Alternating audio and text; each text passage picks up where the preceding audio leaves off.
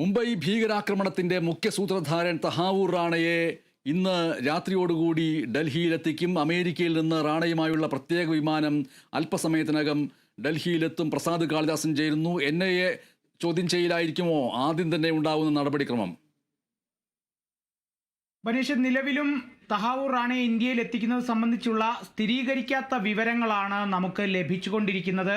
ഈ വാർത്തയെ സംബന്ധിച്ച് നേരത്തെ തഹാവൂർ റാണയെ പാലം സൈനിക വ്യോമ കേന്ദ്രത്തിലെ വിമാനത്താവളത്തിൽ എത്തിച്ചു എന്നുള്ള വിവരങ്ങളാണ് നമുക്ക് ലഭിച്ചിരുന്നതെങ്കിൽ ഇപ്പോൾ നമുക്ക് ലഭിക്കുന്ന ചില വിവരങ്ങൾ എന്ന് പറഞ്ഞത് തഹാവൂർ റാണയെ ഇന്ത്യയിലേക്ക് എത്തിച്ചിട്ടില്ല, ഇന്ത്യയിലേക്ക് എത്തിക്കുന്നു എന്നുള്ളതാണ് ലഭിക്കുന്നത്. ഇപ്പോഴും അതിനൊരു സ്ഥിരീകരണം ഔദ്യോഗികമായി സർക്കാരോ NIA നൽകിയിട്ടില്ല എന്നുള്ളതും കൂടിയുണ്ട്.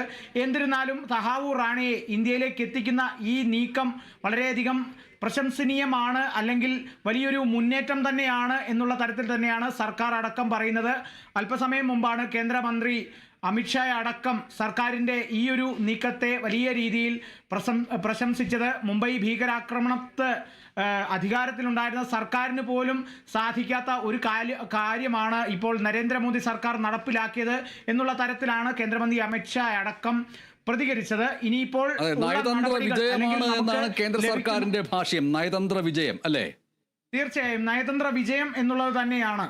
നരേന്ദ്രമോദി സർക്കാരിൻ്റെ ഇത്രയും കാലത്തെ അനുഭവങ്ങളിൽ നിന്നും ഉടലെടുത്ത, അല്ലെങ്കിൽ ഇത്രയും കാലത്തെ രാജ്യങ്ങളുമായുള്ള ബന്ധങ്ങളിൽ നിന്നും സൃഷ്ടിച്ചെടുത്ത ഒരു നയതന്ത്രം, ആ നയതന്ത്രജ്ഞതയുടെ വിജയമാണ് എന്നുള്ളതാണ് കേന്ദ്ര ആഭ്യന്തരമന്ത്രി അമിത്ഷാ പറഞ്ഞത്.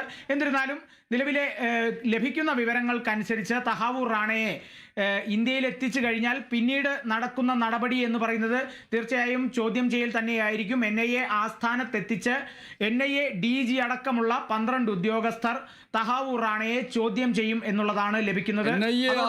ഏതൊക്കെ രീതിയിലുള്ള സുരക്ഷാ ക്രമീകരണങ്ങളാണ് ഇപ്പോൾ ഉള്ളത്?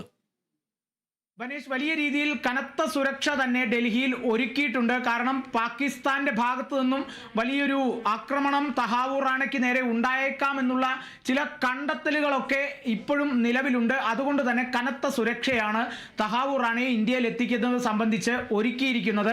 എന്തായാലും ഇന്ത്യയിൽ എത്തിച്ച ശേഷം NIA ചോദ്യം ചെയ്യൽ നടപടികൾ ഉണ്ടാവും. നേരത്തെ സൂചിപ്പിച്ച പോലെ തന്നെ NIA DG അടക്കമുള്ള 12 ഉദ്യോഗസ്ഥരുടെ ചോദ്യം ചെയ്യൽ നടപടികൾക്കായിരിക്കും തഹാവൂർ റാണയെ വിധേയനാകേണ്ടി വരിക. ശേഷം കോടതിയിലേക്ക് നേരിട്ട് ഹാജരാക്കില്ല എന്നുള്ളൊരു സ്ഥിരീകരിക്കാത്ത വിവരമാണ് നമുക്ക് ലഭിക്കുന്നത്. കാരണം സുരക്ഷാ ക്രമീകരണം തന്നെയാണ്. അതുകൊണ്ട് തന്നെ ഓൺലൈനായിട്ടായിരിക്കും കോടതിയിൽ ഹാജരാക്കുക എന്നുള്ളതും കൂടി നമുക്ക് ലഭിക്കുന്നു. അതിനുശേഷം ഇതിൽ പാകിസ്ഥാൻ വംശജനെ ഇന്ത്യക്ക് കൈമാറുക എന്നുള്ളത് അപൂർവവും അസാധാരണവുമായതുകൊണ്ടാണല്ലോ ഇതിന്റെ ഒരു നയതന്ത്ര വിജയത്തെക്കുറിച്ച് കേന്ദ്ര സർക്കാർ അഭിമാനം കൊള്ളുന്നത്. ഒപ്പം തന്നെ ഇതുമായി ബന്ധപ്പെട്ട സുരക്ഷ അതിവിപുലമാക്കാനും എത്തിയോ ഇല്ലയോ എന്നുള്ളൊരു സ്ഥിരീകരണത്തിന്റെ കാര്യത്തിൽ ഒരു അവ്യക്തത നിലനിർത്താനും ശ്രമിക്കുന്നത് അതുകൊണ്ട് തന്നെയാണോ? തീർച്ചയായും ബനീഷ്, അതുകൊണ്ട് തന്നെയാണ്. കാരണം ഏറെ നിർണായകമായ, അല്ലെങ്കിൽ മുംബൈ ഭീകരാക്രമണ കേസിലെ സൂത്രധാരൻ കൂടിയാണ് തഹാവൂർ റാണയെ. കൃത്യമായി നമ്മളതിൻ്റെ ചരിത്രം പരിശോധിച്ചു കഴിഞ്ഞാൽ 2008 നവംബർ 23-നാണ് ഈ മുംബൈ ഭീകരാക്രമണം നടക്കുന്നത്. അതിന് ദിവസങ്ങൾക്ക് മുൻപേ തന്നെ തഹാവൂർ റാണെ ഇന്ത്യയിൽ എത്തിയതായും പിന്നീട് ഇന്ത്യയിൽ നിന്ന് വിട്ട ശേഷമാണ് ഈ ഒരു ഭീകരർ ഇന്ത്യയിലേക്ക് എത്തുന്നതും ഇവിടെ വലിയൊരു മുംബൈയിൽ ഭീകരാന്തരീക്ഷം സൃഷ്ടിക്കുന്നതും. അതുകൊണ്ട് തന്നെ തഹാവൂർ റാണെ വലിയ രീതിയിൽ സഹായങ്ങൾ ഈ എത്തിച്ചേർന്ന ഭീകരർക്കും നൽകിയിട്ടുണ്ട് എന്നുള്ള ചില നിഗമനങ്ങളൊക്കെ NIA ഭാഗത്തു നിന്നും ഉണ്ടായിട്ടുണ്ട്. അതുമാത്രമല്ല, ഇതിൻ്റെ തലച്ചോറായ മുഖ്യ സൂത്രധാരനായ ഡേവിഡ് കോൾമാൻ ഹെഡ്ലിയെ വലിയ രീതിയിൽ ഇന്ത്യയിലേക്ക് എത്തിക്കുന്നതിനായി ആ ഒരു സമയത്ത് ബിസിനസ്സുകാരനായ, അല്ലെങ്കിൽ ഇമിഗ്രേഷൻ സ്ഥാപനം നടത്തിയിരുന്ന ഈ തഹാവൂർ റാണയെ സഹായിച്ചിരുന്നു എന്നുള്ള വിവരങ്ങൾ കൂടിയുണ്ട്. അതോടൊപ്പം തന്നെ തഹാവൂർ റാണയ്ക്ക് ISIയുമായിട്ടും മാത്രമല്ല അൽ-ഖ്വയ്ദയുമായിട്ടും ലഷ്കർ തൊയ്ബയുമായിട്ടുമെല്ലാം വലിയ രീതിയിൽ ബന്ധങ്ങളുണ്ട്, അവർക്കായി പ്രവർത്തനങ്ങൾ നടത്തിയിട്ടുണ്ട് എന്നുള്ളൊരു സൂചനകളിലേക്കും നിഗമനങ്ങളിലേക്കും ഒക്കെ NIA എത്തിയിരുന്നു. അതുകൊണ്ട് തന്നെ തിരിച്ചിങ്ങോട്ട് എത്തുമ്പോൾ വലിയ രീതിയിൽ ഈ സംഘടനകളുടെയൊക്കെ കള്ളി വെളിച്ചത്താവുന്ന, അല്ലെങ്കിൽ അവരുടെ രഹസ്യ നീക്കങ്ങൾ പുറത്താകുമോ എന്നുള്ള ഭയം കൂടി ഇത്തരത്തിലുള്ള ഭീകര സംഘടനകൾക്കും അല്ലെങ്കിൽ അല്ലെങ്കിൽ മുൻപേ ആരോപിച്ചിരുന്ന പാകിസ്ഥാന്റെ പിന്തുണ പ്രകാരമാണ് ഇത്തരത്തിലൊരു നീക്കം നടന്നിരിക്കുന്നു എന്നുള്ളതൊക്കെയാണ് നേരത്തെ ഉയർന്നിരുന്ന അഭ്യൂഹങ്ങൾ. അത് എത്രത്തോളം സത്യമാണ് എന്നുള്ളതൊക്കെ ഈ തഹാവൂർ റാണയെ ചോദ്യം ചെയ്തതിന് ശേഷം NIA അധികൃതർക്ക് വ്യക്തമാകും. ഈ ഒരു നീക്കം തടയാനായി ഭീകര സംഘടനകൾ പല രീതിയിലും ശ്രമിക്കും എന്നുള്ളതാണ് കേന്ദ്ര സുരക്ഷാ ഏജൻസികൾ അടക്കം പറഞ്ഞിരിക്കുന്നത്. അതുകൊണ്ട് തന്നെയാണ് തഹാവൂർ റാണയിൽ നിന്ന് നിർണായകമായ വിവരങ്ങൾ ഇന്ത്യ പ്രതീക്ഷിക്കുന്നു എന്ന് പറയുമ്പോൾ തന്നെ അത് അമേരിക്കയിലെ ഏറ്റവും പ്രധാനപ്പെട്ട അന്വേഷണ സംവിധാനങ്ങൾ ഒക്കെ അണിനിരത്തിക്കൊണ്ട് തഹാവൂർ റാണയോട് ചോദിച്ച ചോദ്യങ്ങളും നടത്തിയ അന്വേഷണ രീതികളും അതിൽ നിന്ന് കിട്ടിയ വിവരങ്ങളും ആ കിട്ടിയ വിവരങ്ങൾ പൂർണ്ണമായിട്ട് ഇന്ത്യക്ക് കൈമാറിയിട്ടുണ്ടോ ഇല്ലയോ എന്നതടക്കമുള്ള കാര്യങ്ങൾ, ഇനി കിട്ടിയ വിവരങ്ങളിൽ ഇന്ത്യക്ക് കൈമാറാൻ കഴിയാത്ത അമേരിക്കയുടെ രഹസ്യാന്വേഷണ ഏജൻസികൾ രഹസ്യമായിട്ട് സൂക്ഷിക്കുന്ന വിവരങ്ങൾ എന്നിവ ഉണ്ട് എന്നിരിക്കെ തന്നെ ഇന്ത്യക്ക് സവിശേഷമായിട്ട് ചോദിക്കാൻ കഴിയുന്ന, ഈ നമ്മുടെ NIAക്ക് സവിശേഷമായി ചോദിക്കാൻ കഴിയുന്ന ചില പ്രത്യേക ചോദ്യങ്ങൾ കൂടിയുണ്ട്. അമേരിക്കയ്ക്ക് അറിയാത്ത, ഇന്ത്യക്ക് മാത്രം ഇത് അനുഭവിക്കേണ്ടി വന്ന ഒരു രാജ്യം എന്നുള്ള നിലയ്ക്ക് ചോദിക്കാൻ കഴിയുന്ന നിരവധിയായിട്ടുള്ള ചോദ്യങ്ങൾ ഉണ്ടാവും. അതുകൊണ്ട് തന്നെയാണ് അമേരിക്കയെ പോലെയുള്ള വലിയൊരു രാജ്യത്തെ അന്വേഷണ ഉദ്യോഗസ്ഥർ ചോദ്യങ്ങൾ ചോദിച്ച് കഴിഞ്ഞ തഹാവൂർ റാണയിൽ നിന്ന് ഇന്ത്യയിലെ NIAക്ക് എന്താണ് ചോദിക്കാനുള്ളത് എന്നുള്ള പരിഹാസത്തിനുള്ള ഉത്തരം എന്ന് പറയുന്നത് ഇന്ത്യക്ക് സവിശേഷമായി, ഇന്ത്യക്ക് മാത്രമായി ചോദിക്കാൻ കഴിയുന്ന പ്രധാനപ്പെട്ട ചോദ്യങ്ങളുണ്ട്. അത്തരത്തിലുള്ള പട്ടിക NIA മേധാവിയും കൂട്ടരും നേരത്തെ തന്നെ തയ്യാറാക്കി വെച്ചിരിക്കുന്നു. അതടക്കമുള്ള കാര്യങ്ങൾ ഈ രാത്രി മുതൽ ആരംഭിക്കും എന്ന് തന്നെ പറയാം, അല്ലേ?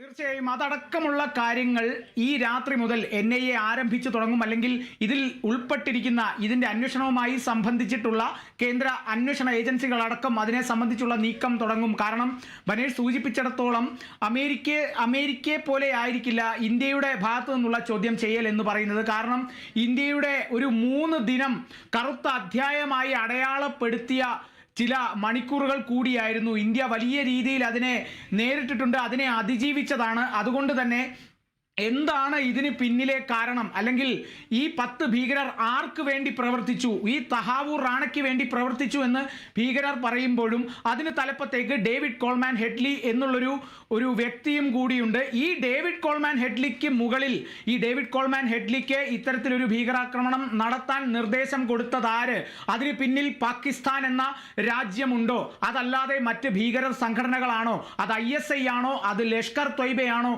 എന്നുള്ള സംബന്ധിച്ചുള്ള വിവരങ്ങളൊക്കെയാണ് നമുക്കിനി തഹാവൂർ റാണയുടെ ഭാഗത്തു നിന്നും ലഭിക്കേണ്ടത്. മാത്രമല്ല ഇത്രയും മാത്രമാണോ, അല്ലെങ്കിൽ ഇത്തരം ഇപ്പോൾ അവസാനമുള്ള ഈ കേസിനെ സംബന്ധിച്ച് ബാക്കിയുള്ള ഈ തഹാവൂർ റാണയും അമേരിക്കയിലെ ജയിലിൽ വസിക്കുന്ന ഡേവിഡ് കോൾമാൻ ഹെഡ്ലിയും മാത്രമാണോ ഇതിനെ സംബന്ധിച്ച് ഇനി ബാക്കിയുള്ളത്, അല്ലെങ്കിൽ ഇതിനെ സംബന്ധിച്ച് കൂടുതൽ വ്യക്തികളുടെ പേരുകൾ പുറത്തു വരാനുണ്ടോ എന്നുള്ളതൊക്കെയാണ് പ്രധാനമായും NIAക്കും അറിയാനുള്ളത്. അതുകൊണ്ട് തന്നെ ഏറെ നാളായി അമേരിക്കയുമായി വലിയ രീതിയിലുള്ള നയതന്ത്ര ചർച്ചകൾ തന്നെ നടക്കുകയായിരുന്നു. തഹാവൂർ റാണയെ ഇന്ത്യയിൽ എത്തിക്കുന്നതിനായി അമേരിക്ക ചോദ്യം ചെയ്യുന്നത് പോലെ ആയിരിക്കില്ല, അല്ലെങ്കിൽ അമേരിക്കയുടെ ഒരു മനസ്ഥിതി വെച്ചുകൊണ്ടായിരിക്കില്ല ഇന്ത്യ ചോദ്യം ചെയ്യൽ നടത്തുക. കാരണം ഇന്ത്യ അത്രയും അധികം അനുഭവിച്ച 20 സുരക്ഷാ ഉദ്യോഗസ്ഥരെ നഷ്ടമായ ഒരു സംഭവം കൂടിയാണ്.